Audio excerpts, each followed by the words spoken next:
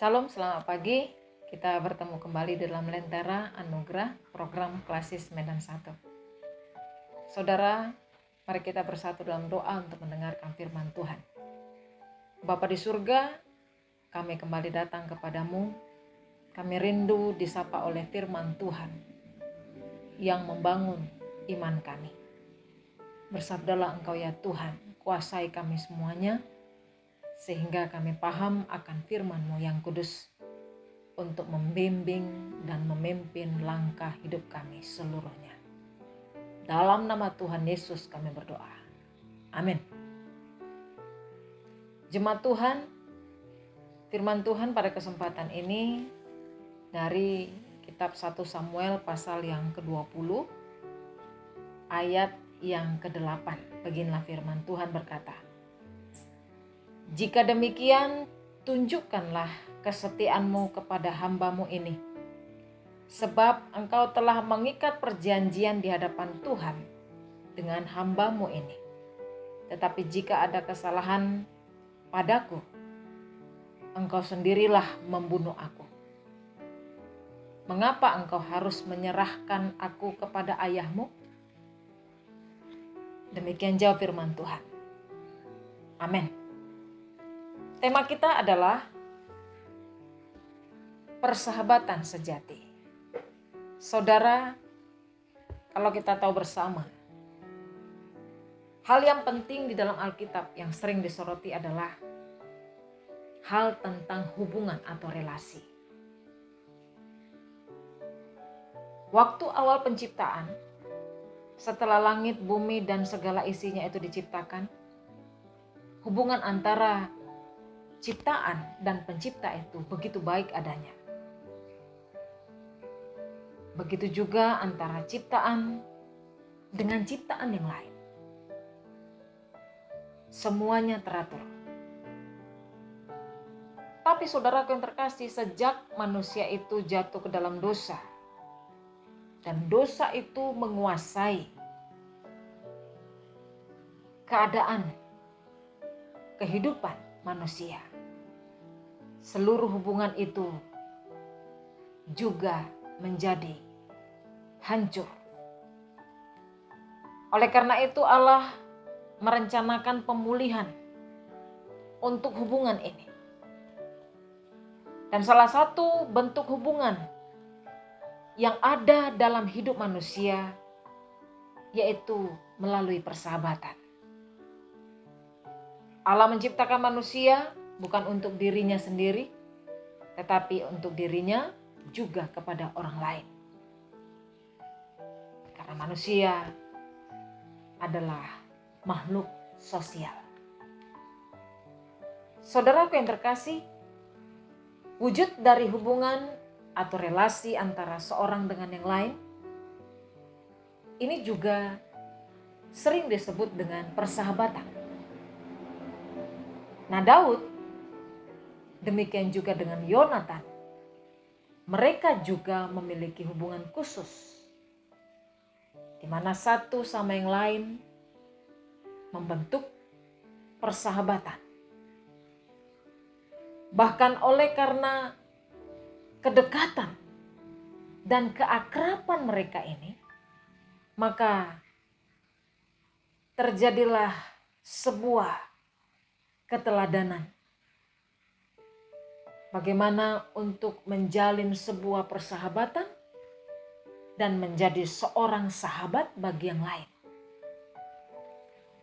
Ibu, bapak, dan saudara yang terkasih, ada beberapa hal yang dapat dilihat dari hubungan persahabatan antara Daud dan Jonatan ini. Yang pertama di sana dapat kita lihat bersama bahwa persahabatan itu meniadakan status. Persahabatan itu meniadakan kelas atau derajat dan keadaan.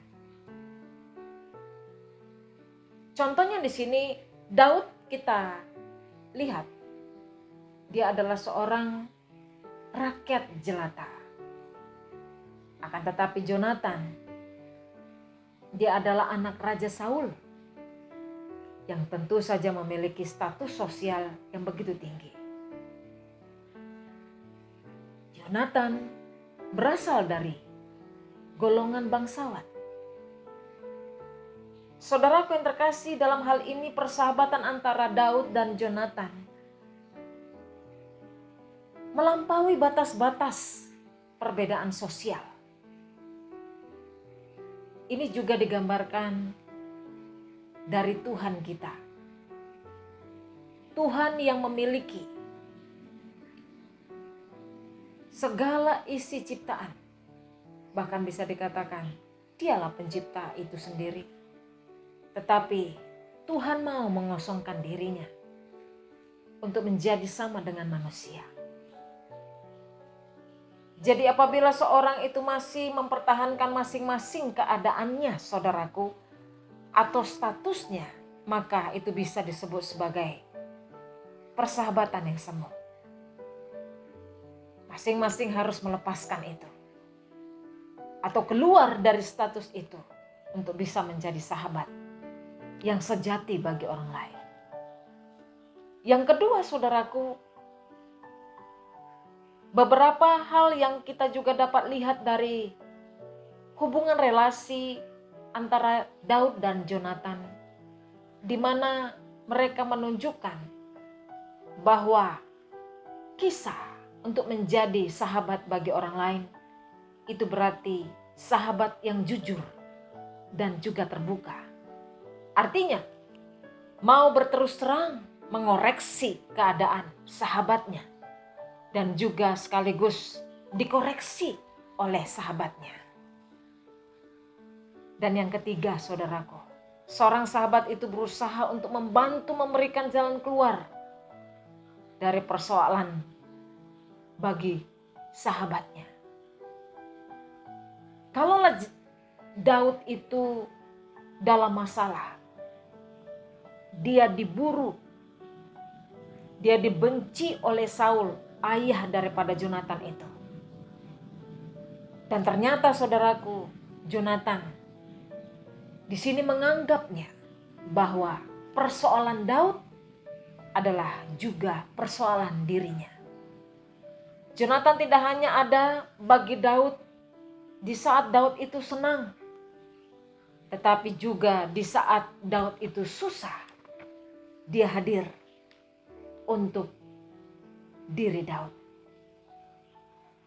Dan yang terakhir, saudaraku, yang keempat,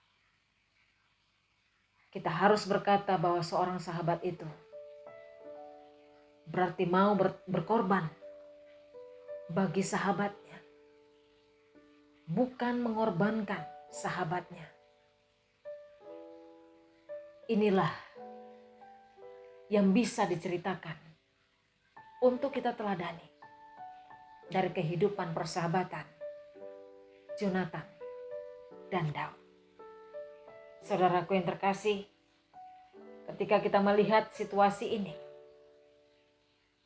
mampukah kita untuk memiliki pemahaman yang benar tentang makna akan persahabatan yang sejati itu sendiri? Bisakah kita untuk melakukan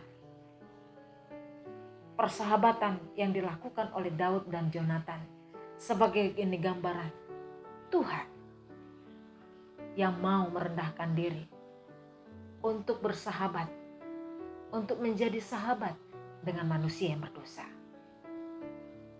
Mari saudaraku, teladanilah iman kita kepada Kristus. Kita bisa ketika kita mau mengimani dan terus mengerjakan sebagaimana Tuhan kehendaki. Tuhan Yesus memberkati. Amin. Mari kita bersatu dalam doa. Bapa di surga, terima kasih buat firman-Mu yang mengajari kami tentang persahabatan yang sejati. Kami dapat belajar untuk memahami keadaan ini. Dan biarlah kami juga menjadi dasar untuk kami teladani dengan apa yang Tuhan sudah lakukan bagi kehidupan kami manusia. Daud dan Yonatan bisa mempertahankan itu Tuhan.